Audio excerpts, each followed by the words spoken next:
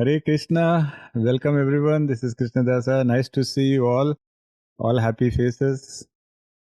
I can tell that you all had a wonderful Diwali. So welcome again. We are going to continue our study of the Bhagavad Gita chapter 2. Before we begin, I will say the prayers to Guru and God. Om Ajnanatimirandasya Jnananjanashalake Chakshuru Militamena Tasmai Shri Guruve Namaha. Om Namo Bhagavate Vasudevaya. Hare Krishna. Gurur Brahma Gurur Vishnu Gurur Devo Maheshwaraha Gurur Sakshat Parabrahma Tasmai Shri Guruve Namaha Tasmai Shri Guruve Namaha Tasmai Shri Guruve Namaha. Okay, Hare Krishna. I hope you all remember that in the last session we finished until 2.47. So today we are going to do 2.48, 49 and 2.50. You already have the slokas, we shared it last time. So I'll just play the slokas now. Yogastha kuru karmani sangam tyakva dhananjaya Siddhya siddhyo samo bhutva samatvam yoga uchyate Durena hyabaram karma buddhi yoga dhananjaya Buddhau sharanam kripanah phalahetavaha Buddhi yukto jahatiha ubhe sukrita dushkrite Tasmad yogaya yujyasva yogaḥ karmasu kauśalam. Okay, so 3 more very powerful slokas. If we understand this, I think we will be well on the path to becoming karma yogis. So today what we will do, we will cover these 3 slokas, profound teachings, and then after this we will do a very interesting group exercise which will help us all internalize some of these teachings. So 2.47, I hope some of you remember what it was all about. We just said it's the most popular, one of the most popular slokas. So there Krishna said, you have a right to perform your duties, but you don't have a right to the results. Does anybody remember what word Krishna used for saying right? We said it's not hakka. It is a very unique word he used. Diwali. Okay, Sharmaji, you remember? Adhikar. Excellent. So Krishna used the word adhikara there, and he said you don't have an adhikar to your results. Okay, but then there is a potential misunderstanding that people can have, and to avoid that misunderstanding, he adds a warning to the end of the sloka. Does anybody remember what that warning is? Okay, Sulataji. Shri Krishna. Yes. Is it not to get attached to inaction? Excellent. Thank you so much. So when Krishna says you have a right to your actions, but you don't have a right to the results, and Krishna is talking about rightful actions, then somebody may say, what if I just don't choose to act at all? So Krishna anticipates that and he adds the warning right there. He says, and you cannot be attached to inaction either. So maybe we take a very quick example. Let us say the example of you are going to cook some meals. You have some guests coming home. So you have to cook some meals. So what part of this task would you say is within your adhikara? And what part you think is not in your adhikara? Okay, Soumya-ji. Like this, I think the menu cooking is my effort. But if it comes out as tasty or palatable is the result, which Excellent. I can't control. Yeah. Excellent. So, cooking the right things, cooking with love, that's within your adhikara. The menu is your adhikara, but whether the guests are going to say it was tasty, even if it is tasty, there is no guarantee that the guests are going to appreciate. Some guests, they eat as if it's an exercise. They will sit and they are just gulping it down and not a word. But that's not in our adhikara, and we have to make peace with that. Awesome. So you all have understood the core teaching. So with that, we can now proceed. So now we come to 2.48. So after establishing the foundation of rightful action, Krishna is now talking about the practical methodology.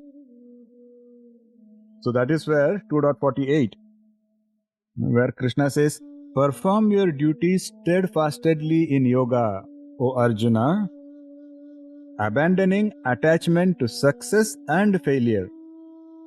Pay attention here. Krishna says, such evenness of mind is called yoga. Why it is very important? This is yet another indication where Krishna says that Samatvam, that is real yoga. No, that is Krishna's views on that. So it is not that yoga means you have to stand on one leg, or you have to hang upside down, or you have to do all those crazy things. It's very clear what Krishna's message to all of us is. You can take it in the other way also. What you can take it in the other way is, Krishna has made it so effective and easy for any of us to be a yogi. It doesn't matter how old we are, doesn't matter, how strong or not strong we are.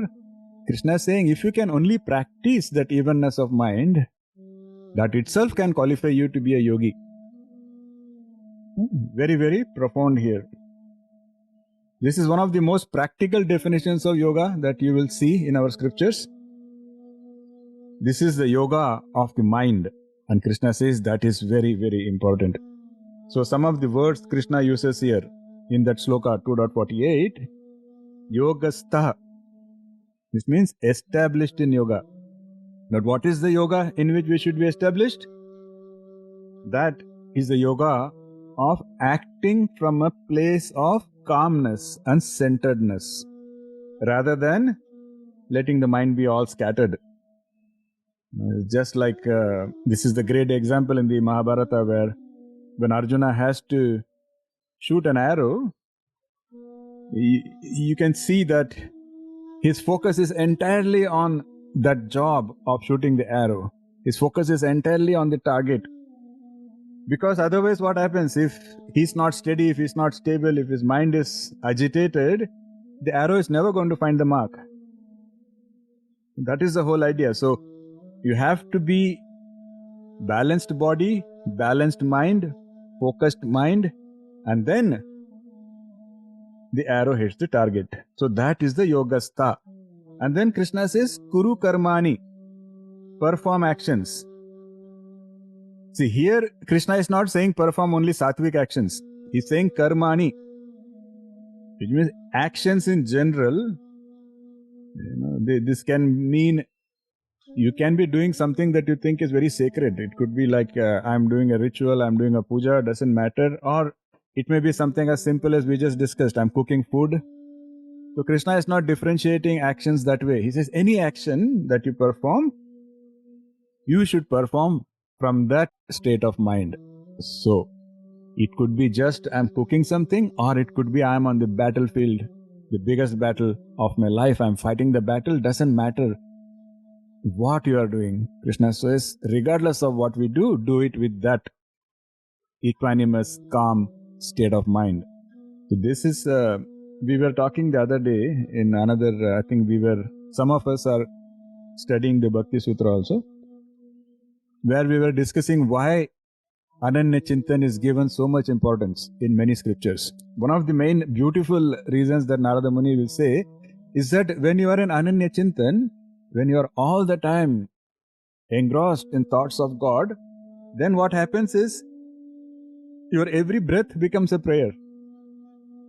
Your every act becomes a yajna. So you are a living, yogi. Everything you do is yoga from that state of mind. So see, Krishna is now making the case. Krishna is preparing us. He's building it step by step. Now he's coming to Samatvam. Eventually he will prepare us enough and then he will say, now you are so ready. Now get onto the path of bhakti, he will say. Because with this state of mind is when you can be a true bhakta. And once you are a true bhakta, then everything else falls into place after that. Then Krishna says, Sangam Tyaktva, abandoning attachment. Sangha literally means sticking or clinging. And it is the quality of adhesiveness. That is what makes experiences stick to us. Some people ask me, somebody asked me just a couple of days ago, they said, why is it that only why is it that the bad experiences and painful experiences, why is it that, they're always staying with me? And then the response was, they are not staying with us, we are staying with them. You are free, you have the freedom to just let go of all your painful memories. But why? It is because of this adhesiveness. We stick to them, we cling to them. So Krishna is here saying, just like that, any attachment, abandon. Don't cling. Oh, I like, for example, I spent so much time cooking, I put so much effort, those guests came, kaya piye gul, and then they never even sent a thank you note. See, now this is, as you rightly said, not your adhikara. Now don't cling to that. Don't let it stick to you. Now it's gone. Done. Your job is done. That's a very simple message Krishna is giving here. No, the message should not be misunderstood. Some people say, does that mean, we should not care about perfection? Should we not care? No, in fact, we should care more. So for example, some of you I think one of you are a doctor. So when you are actually looking at a patient, maybe you are a surgeon, you are performing an operation. Now, at that time, if you start worrying about, what will the patient say, what will my relatives say, what will this happen, what will that happen, you are not going to do a good job with the surgery. At that time, you are supposed to focus only on the act of performing the surgery, isn't it? If you look at the outcome, automatically the outcome becomes the best outcome possible. Because only when your mind is not disturbed, when will the mind get disturbed? Whenever it is attached to outcomes, attached to expectations, then the mind becomes disturbed. So if you get rid of that attachment, then all the energy goes into the action. And if all energy is diverted to the action is going to be more perfect and more complete and more precise. And then he says, Siddhi asiddhyo samo bhutva, being equal in success and failure. We already discussed, this is very similar to Shitoshna Sukha Dukkada. The same concept is bringing in here. Because we are all biologically programmed to seek pleasure and avoid pain. All our lives, if you reflect on how our life has been so far, it's a very recurring pattern. We always seek pleasure in everything. And we are always running away from anything that has the potential to be painful. Then the question is, how can we possibly be sama? How can we possibly be equal to both pleasure as well as pain? Because who wants pain? Nobody wants pain. But everybody wants pleasure. And here Krishna is saying, you should neither be too excited with pleasure, nor should you be sad. And how is this possible? That's the question. So the key lies in understanding what Krishna means by equality. He's pointing to a dimension of our being that remains stable regardless of outcomes. So that is where we say, the top of the ocean, at the surface, very turbulent. Waves and, currents and all of that. But the deeper you go in the ocean, the calmer it gets. They say that when you reach the bottom of the deepest ocean, it is extremely calm and quiet. That should be our inner state of mind. That is Krishna's whole message. Doesn't matter what is happening on the surface. Doesn't matter what the situations are. We need to be deep inside, like that bottom of the ocean, completely in Samatvam. That is the whole message here. It's a very radical redefinition of the word yoga, because for most people, yoga basically means some asana or some stunt. Or some people will say yoga means it is meditation, but here Krishna is redefining it. Krishna says yoga is that equanimity itself. Krishna says yoga is not what you do. So maybe you are standing on one leg, maybe you are bending and touching your feet, maybe you are doing all those 15 asanas that you know, but Krishna says that is not yoga. See, it's a very, very profound, beautiful thing Krishna says here. Krishna says what is yoga is how is your state of mind when you are doing it. If your state of mind is samatvam, peaceful and centered, then you are doing yoga. Then doesn't matter if you are standing on one leg or if you are just cooking or if you are just washing your clothes. So this is kind of the secret that Krishna is giving us on what true yoga and what a true yogi is. Very important. We are like, that's what, some acharya said, we are all like these small boats in a stormy ocean. So we think we are all at the mercy of the ocean. And then an acharya will ask, when do you think a ship or a boat can actually sink? Does anybody know what needs to happen before a boat or a ship can sink? Very practical question. Do you think just a storm can cause a boat to sink? No. Okay. Then what has to happen for the boat to sink? The water has to get inside. Excellent, sir. You are a perfect, accurate, most accurate answer. Technically, until the water gets in, a ship or a boat cannot sink. Because by design, they are designed to float and they will always float until the water gets in. Just like that, what happens around us may look like a storm. Bad events are happening, negative events are happening, unexpected events are happening. You cannot control them, just like you cannot control the storm. But you are still in control of whether you let the water enter your boat. That is what you have an adhikara. Your boat, you can control as much as you can. Just like that. Doesn't matter what happens around us, don't let it bother you. That is what is the literal meaning of don't let the water enter the boat. Don't let those circumstances disturb you. Because problems will happen internally only when you lose your state of balance. That is Krishna's repeated message here. And I think some of you here are also dealing with mental health issues and all. I mean, you are coaching other people.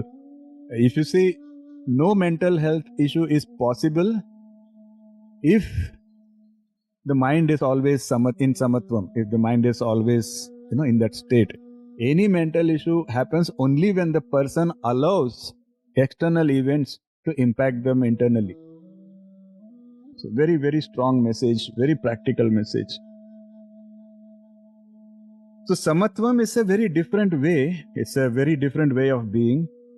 And this topic is very deep because it's easy to just say the word Samatvam, easy to just say one line of definition, but living Samatvam is kind of takes a lot of practice and a lot of understanding, because some students usually ask, so does it mean that I become like a stone? Like I'm not smiling, I'm not frowning, That's not what Krishna is saying. Krishna is not talking about suppressing your emotions. Krishna is not talking about faking positivity. Like you are actually feeling very angry or very sad, but externally you are like, in many cultures, you are taught that when you see your neighbor, you have to always smile and say, how do you do? I mean, deep inside, you are feeling very angry, you are feeling negative, but externally, you are supposed to smile and say, hey, how do you do? Hope you have a good day. But you don't mean any of that. But that is not what is Samatvam. Samatvam is maintaining a kind of stable ground, maintaining that kind of calmness within us that will make sure that we are always responding but never reacting. If you can understand the difference between these two words, you will understand what it means to be in a state of Samatvam. When you are in Samatvam, you will respond the way you have to respond or you need to respond. If you are not in Samatvam, you will only react. So reaction is not in your control. Your emotions are controlling you. But in responding, when you are in a calm state of mind, you will know what to do, how to respond. So respond versus react. If you can even understand that, you would have understood what it means to be in Samatvam. So Krishna is not saying don't have emotions. Krishna is saying don't let those emotions control you. You can use whatever emotion you want, but that should be your choice. It's not that the emotion is controlling you, because when the emotion controls you, you will always be reacting. Very, very important message. So there are two very classic disciplines. How to maintain that Samatvam? People ask. One is the theoretical explanation that Krishna has already given, is don't stick to attachments. Don't cling to expectations. Just know what is your adhikara, what is not your adhikara, and whatever is not an adhikara, let go. What else? Is there any technique? Yes, the technique is what is called as Sama and Dhamma. Sama is mental calmness, where you learn to quiet your mind, and Dhamma is sensory regulation, where you try to control your senses. And together, once we practice Sama Dhamma, they create the inner conditions required to practice Samatvam. Now, if you do Sama and Dhamma regularly, Samatvam will automatically come. You cannot force Samatvam. That is the whole point here. I will try to share more details on Sama Dhamma. I will try to come up with some exercises for you, and I will share it after this session, maybe in the next few days. So you can try to practice it in your everyday lives. But we discussed it before also. In practical terms, we can develop Samatvam. We can start small by daily practices, like we discussed, especially for people in the corporate sector. Somebody sends a mail, you look at the mail, you look at the subject, and you're already disturbed. By the time you read the first 4 lines, you are fuming. But a lot of us make the mistake of, immediately response has to go. But there is the opportunity for Samatvam. Samatvam says, ask yourself, am I responding or am I reacting? The answer, if you are truthful, the answer will be you are reacting. Then pause. Write what you want to write, but don't send. Come back and look at it after 10 minutes, 15 minutes, half an hour. Maybe take a quick walk and then come back, or do some chanting and then look at the same email. It will look very different. And then you will automatically know what I should not be saying, what I should be saying. Such small practices, just like that. Like my son has started complaining not too long ago because his office, they moved his office to a different location. So now his commute has become a little longer. So he will come and say, Dad, it's so annoying. Like, I spent 1 hour in just that one train. And I'm like, I thought you like reading those books, that you don't get a chance to read. He likes those, some specific kind of, I think some Japanese books or something. I don't really know which ones, but he really is fond of them. But many times he would feel like he doesn't get time to read the books. I said, isn't that a great time for you to read those books? So he started trying it, and now he says that has become his personal space now. Now he's happy. Now he's like, wow, that 1 hour I can do what I really want to do. Sometimes I am reading those books. Sometimes I'm, doing something. Yes, I think Purvaji, you are right. Japanese manga, I think. That's what these kids, I think Purva's child also likes that. And so now he has found that space. See, the situation was the same. He cannot make the train go any faster. He cannot bring the office any closer. See, some of those things are not in his control, but he can choose to respond differently. Instead of sitting there frustrated, restless, if he can say, okay, why don't I use this as an opportunity? And so these are all the small ways in which we can practice Samatvam. Just like that, if somebody praises you, hey, you're looking handsome, or if somebody says you're looking pretty, good, feel happy, but वो हिंदी में बोलते हैं ना, झाड़ पे मत चढ़ो. Don't let it get to your head so much that you start becoming arrogant, you start becoming prideful. And on the contrary, if somebody is a little bit critical, hey, what happened, man? You're looking all beat up, or you're looking like you've not slept in 4 days, and now suddenly you have this self-conscious, self-doubt. Am I really looking like a zombie? That is also not required. That is all Krishna says. That is all he's saying. These are all small ways in which we can practice Samatvam, and this is our battle. We don't need a Kurukshetra to practice this. These are all small battles. That email is a battle. That long train journey is a battle.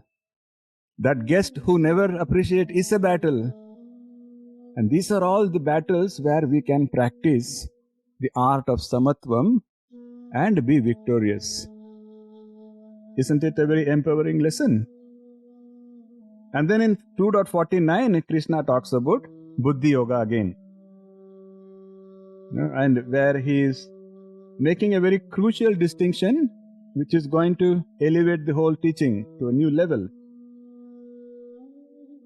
Where he says, O Arjuna, seek refuge in divine knowledge and insight, and abandon actions performed with the intention of seeking rewards, which are certainly inferior to actions performed with intellect that is established in divine knowledge. Those who desire to enjoy the fruits of their work, they are considered to be miserly. The very powerful word he uses here. Krupanaha literally means miserly, but in a very specific sense. So Kripana is someone who has great wealth, but they cannot enjoy sharing it. And someone who is hoarding compulsively, maybe out of fear. So Krishna is applying this term for people who are acting only for results. He says they are spiritual misers. They are so focused on accumulating outcomes that they miss the wealth of the present moment, and they miss the joy of the action itself. That is what happens. There are so many stories of people who have spent all their time miserly. You go to the shop. I've seen some people like that. Even in America, for example, when I was in the USA, well-to-do people, they're all having good jobs and all, but they'll go to a shop and they're like, oh, this toothpaste, no, this toothpaste is like $2.90. That one is $2.60. And it's not that the 30 cents is going to make any difference in their life, but it's a mindset. The mindset is all our life. We are like, I want to acquire more money, I want to save more money, but some wise man very nicely said, at the time of your death, whatever money you have in your bank was the money that you did not need. So that is a miserly behavior. And Krishna is saying, in the spiritual sense, when we are running behind these fruits of everything I do, if I do something, you have to appreciate, you have to clap for me, you have to do this, or all those expectations. He says that is a very miserly thing. Krishna says, let go of that and just focus on your act. Focus on what you are doing and find joy there. This is very beautifully said, that this kripanaha, this kind of spiritual misers that Krishna is talking about, they are the people who are wealthy in opportunities for joy, but impoverished in experience. So they are never happy.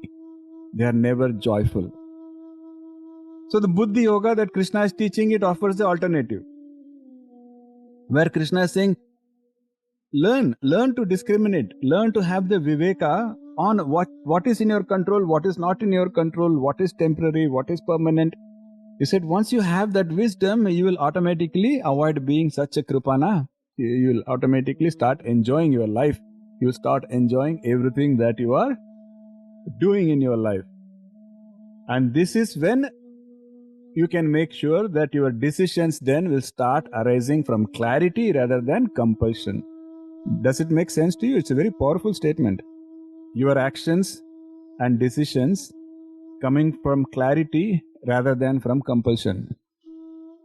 Sometimes we do things just to please somebody, and we want to please somebody not because we care for them, but because they are going to react in a certain way. And we are craving for that reaction. And this is a very common theme. In most of the things we do, we dress up nicely. Why do we dress up nicely? Most of the times it is so that somebody will say, you're looking awesome, you're looking cool, you're looking beautiful, whatever. So the focus is there. How many of you have felt upset that you wore your best dress, you stood in front of a person you care for and they didn't notice? It happens, right? It's if they notice, appreciate. If they appreciate, feel good about it. That's okay. But if they don't, there is no reason for you to feel sad. Because that is not your adhikara, how they react.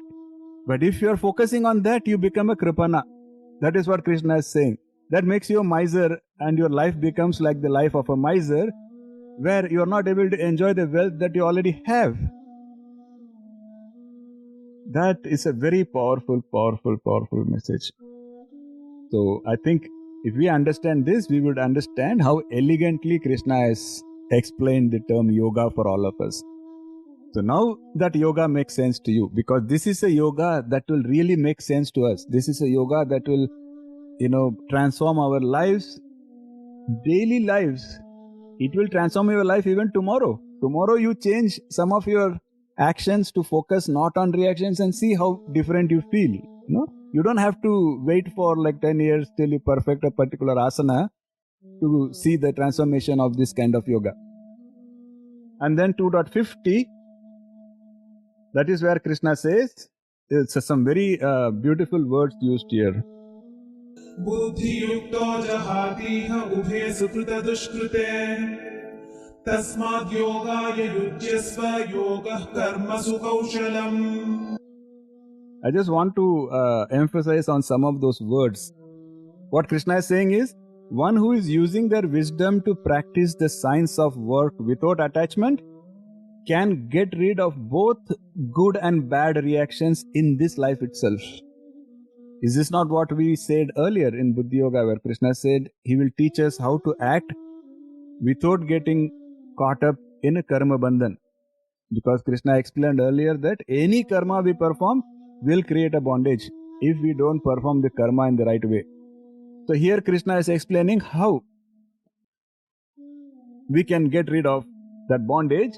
So he's saying the same thing. He's saying if we use our wisdom that came based on the teachings that we have studied so far, and practice the yoga that Krishna has just taught us, then we can get rid of both good and bad reaction, and we can get rid of it in this life itself.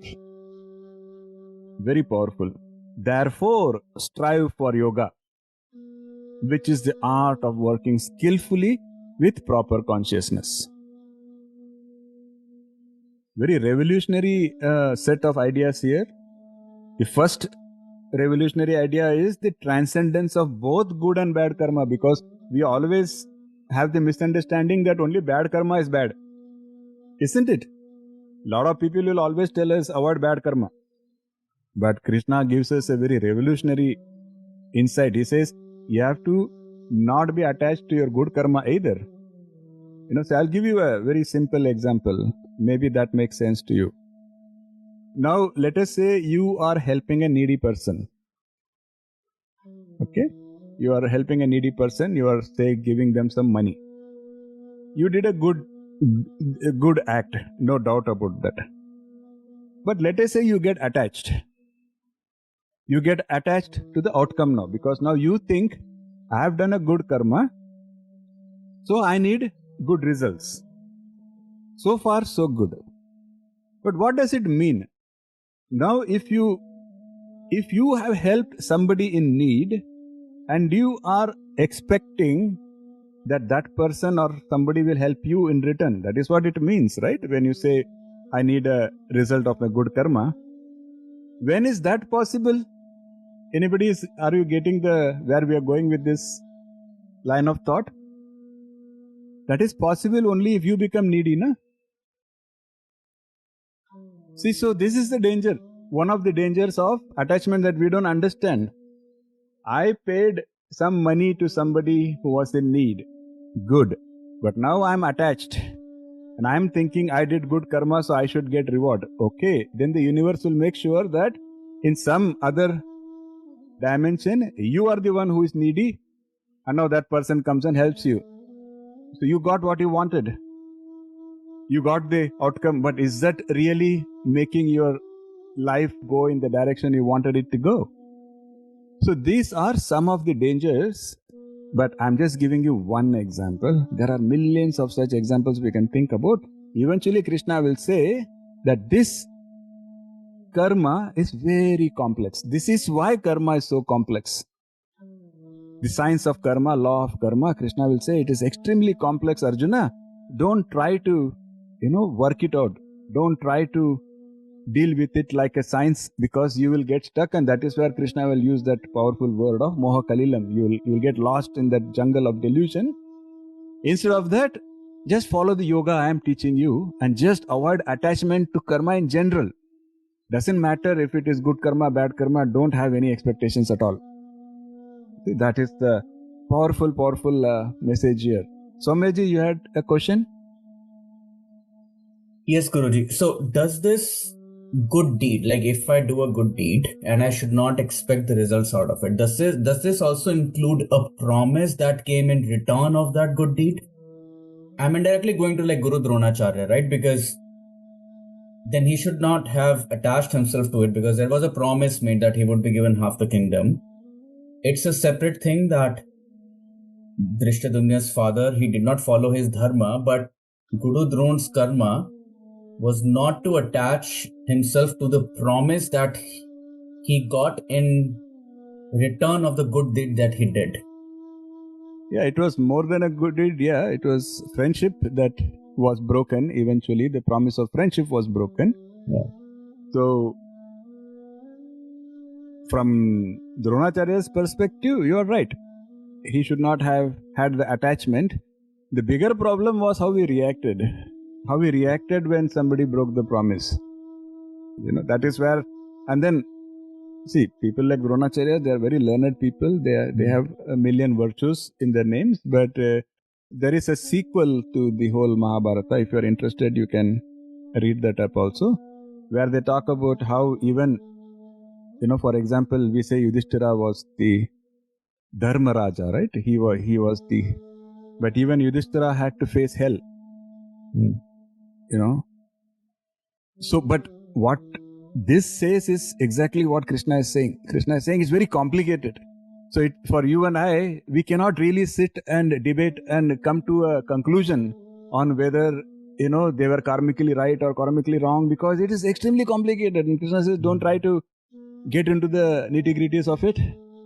Rather just let go of all attachments. So that is why his lesson is so powerful. So, again, not just bad karma, you should be careful of good karma also, because doesn't matter if you are being tied up with a golden chain or if you are being tied up with a iron chain, it is still a chain.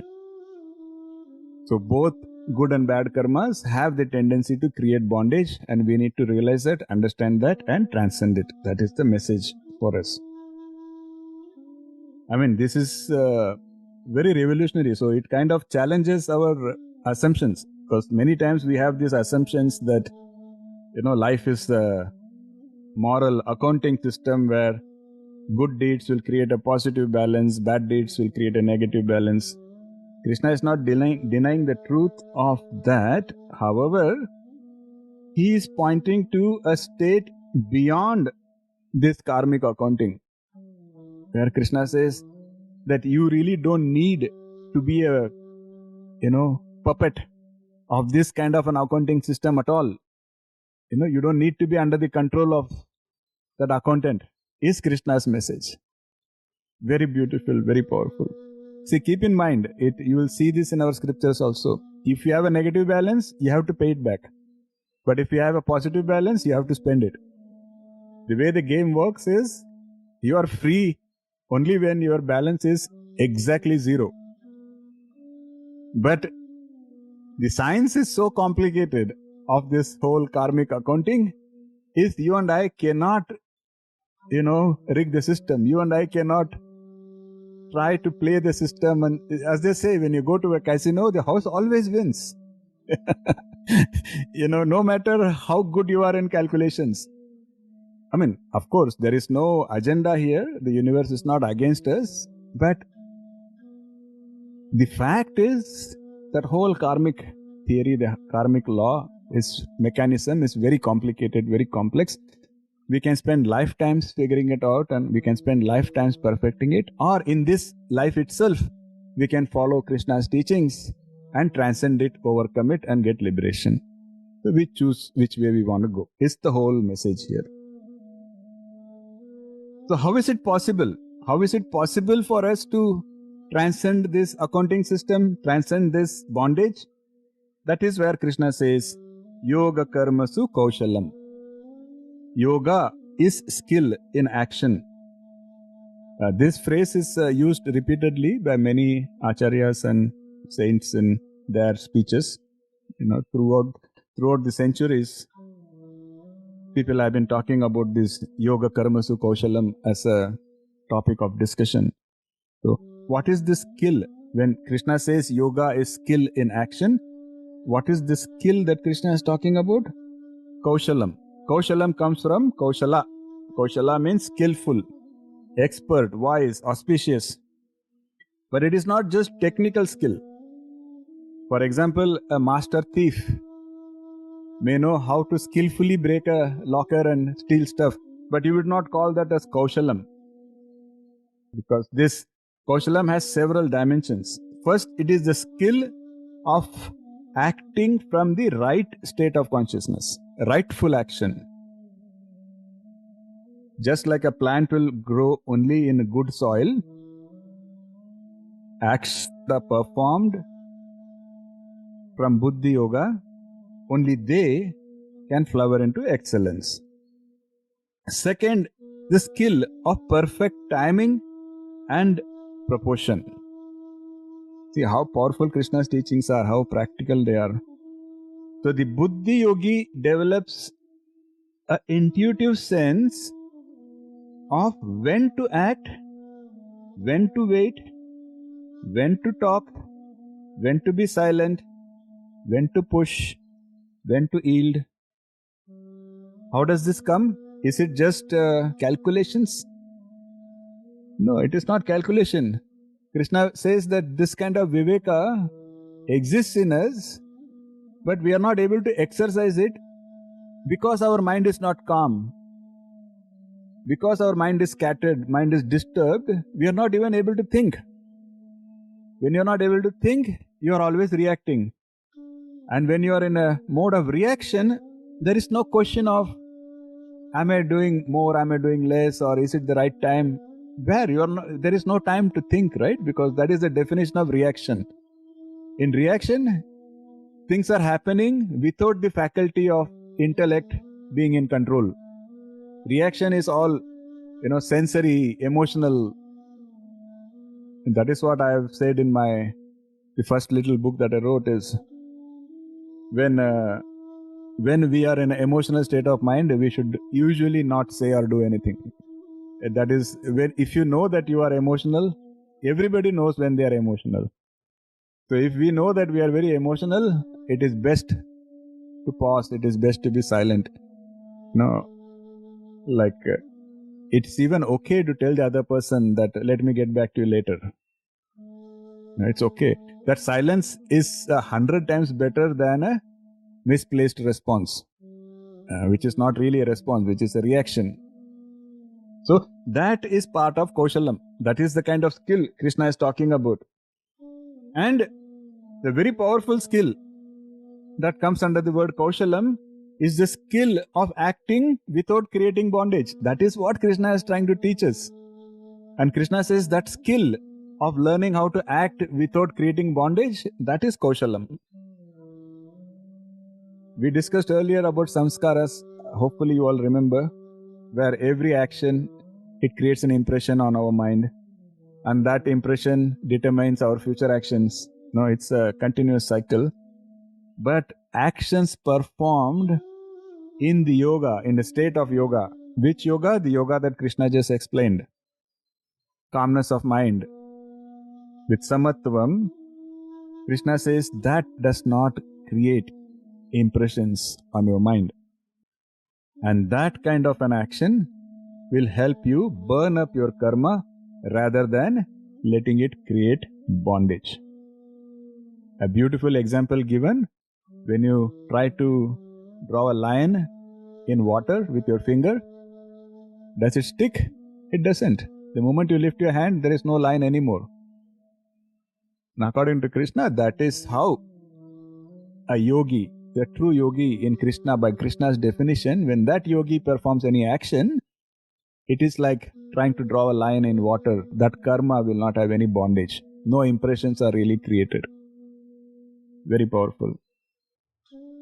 So this is where we talk about that story that we all know. It's a very famous story where Arjuna was learning under Dronacharya. There was a wooden bird that was placed on a tree, and Dronacharya asked everybody, what do you see?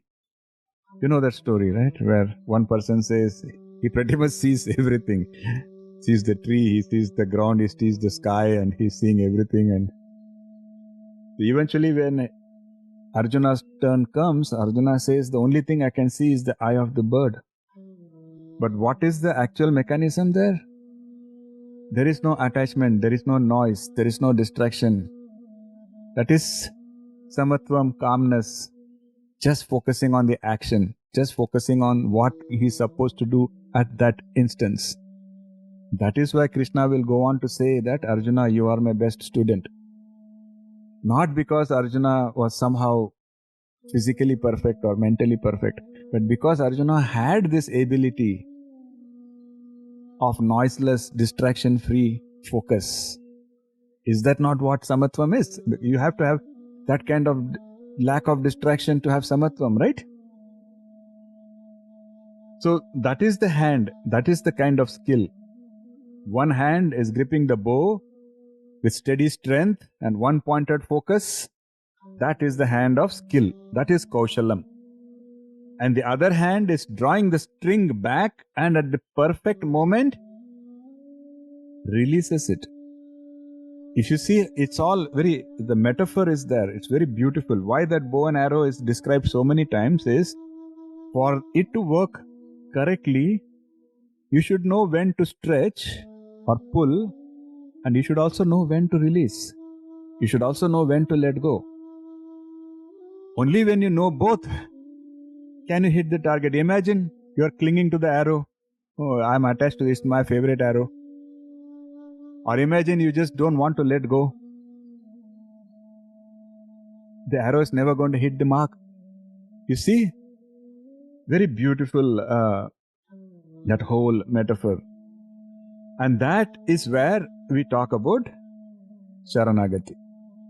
That is another aspect of surrender. When we say surrender, it is not just physically putting my head down or lying down on the floor. Surrender means let go. Let go and say that I have done my part. Now I leave the rest to you. So this hand of skill, kausalam, it represents everything that we can control. Our preparation, our practice, our presence, our effort. But will skill alone be enough? No, because the tighter we grip, the more tension we are creating. That is where the hand of surrender should come in. Now here surrender doesn't mean defeat. Here surrender just means recognizing when we should let go. And how does it translate to our own lives? What does it mean when we say let go? That is where Krishna says, offer the results to me. That is letting go. Letting go doesn't mean, okay, I will let go, I will not cook today. I'm letting go. Krishna said, let go. No, that's not what Krishna said. Krishna said, cook. But is the guest going to appreciate that? Krishna says, let go of that. That will leave to me. Is Krishna's powerful message. And trusting the process. Trust in the process. And accept what is. See, this is what very great archers will tell you this. They will say that you can practice as much as you want. You can be as disciplined as you want. You can pick the best bow. You can get the best arrow. You can take part in the, highest, like Olympics, which is the best possible environment and everything. But right when you have released the arrow, if the object moves, was that in your control? And that is the wisdom Krishna wants us to have. And that is the letting go. There Krishna says, once the arrow is gone, you have done your part. We should have the wisdom to know that. That's all Krishna is saying. You have studied hard. You have been disciplined. You went to the right exam. Hopefully, you answered to the best of your knowledge. All that is done. Now let go. Now don't spend your summer vacation worrying, am I going to get distinction? Am I going to get...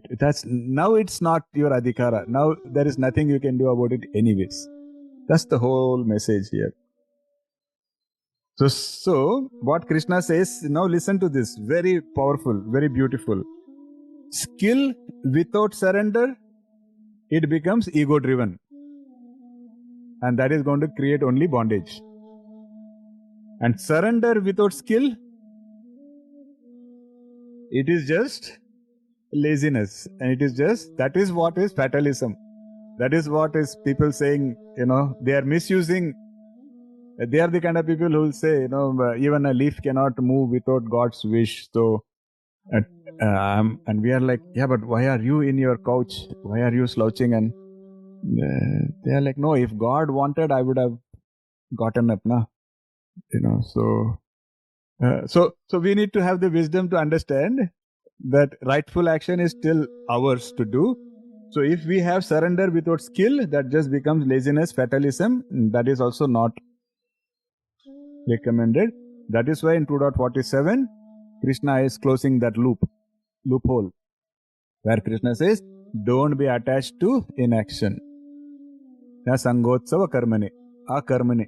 Don't be attached to that either. So I hope all this is making sense so far. Any questions, any comments, or are you all ready for a nice little group exercise? I'll just wait for a minute and see if anybody has any questions. Otherwise, I'll tell you how the group exercise will work. Okay. So then, for these sciences of astrology or let's just say example of astrology, they work on you do something you feed the poor or you feed the cows and you get something in return. And these have been going on for a long time. There are new sciences. But then how does they impact our karma or our the account balance? Got it. No, it's a very good question. It's a very good, wonderful question. And it's also a very common question where people will ask, this question comes many times, where people say that, what about this whole science of astrology? Because we all have a kundali and we are all said that based on our birth star or birth, lagna or whatever. So the way I can explain this is your kundali tells what you were at the moment of your birth. Okay, it is just like you are going and buying a very fancy appliance from the market. And they will have a booklet. For example, let us say, I'm going to give a very silly example, but then I will come back to the actual explanation. So let us say you buy a fancy watch, and they will tell you that, if you press this button, this will happen. If you press that button, that will happen. All is fine. But then the next day, you somehow decide to jump in the swimming pool wearing the same watch. You get out of the swimming pool, the watch no longer does what it was promised. Now the buttons do nothing. Now tell me, now will you question that when I bought the watch, they had said that this button has to do this, but now it doesn't do it? See where I'm getting at, right? What I'm getting at is, when you are born, you come with those buttons, you come with those instructions, you come with the specific, based on your mindset, based on your sanskara, based on your karma. That is your starting stage. If you make absolutely no changes, if you neither evolve nor go down, you neither get into bondage of good karma nor bad karma, nothing, you are maintaining it as is, then yes, those buttons will continue to do exactly what they said they will do for the lifetime of the watch. So your kundali will remain perfect till your last day. And therein lies the answer.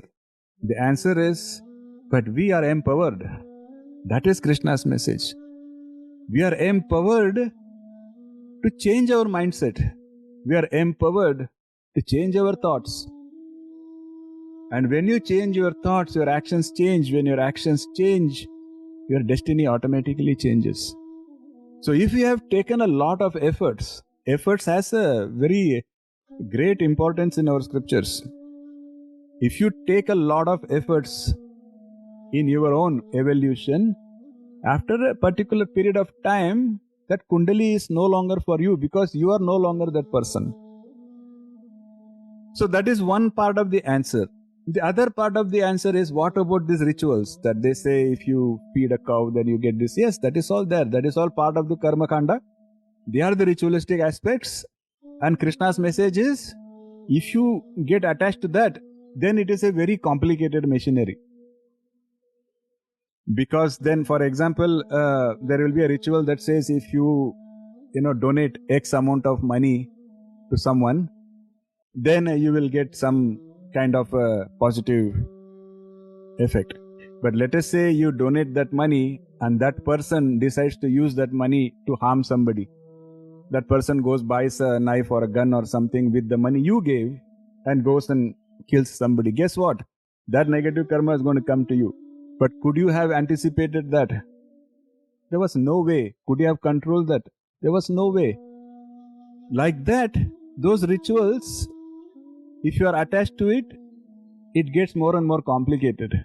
Unless you have a self-realized guide who can guide you exactly at every step of the way, getting stuck in those kind of ritualistic expectations will take us deeper and deeper into trouble and delusion and bondage. That is Krishna's message eventually. I hope that answers your question. So let us not focus on, if I feed a cow, I will get something. Feed a cow just because you want to feed the cow.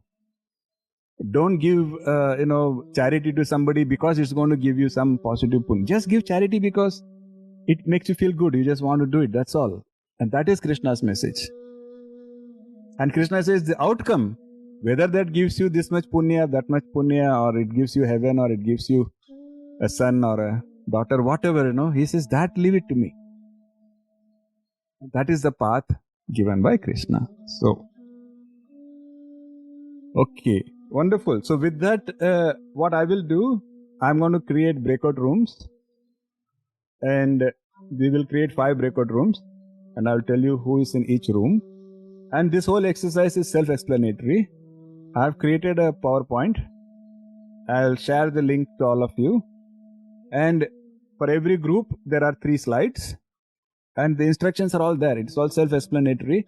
Very simple exercise. And you don't have to, wait here and till you complete everything. Just get to your own group. Just look at the slide. Try to understand the problem.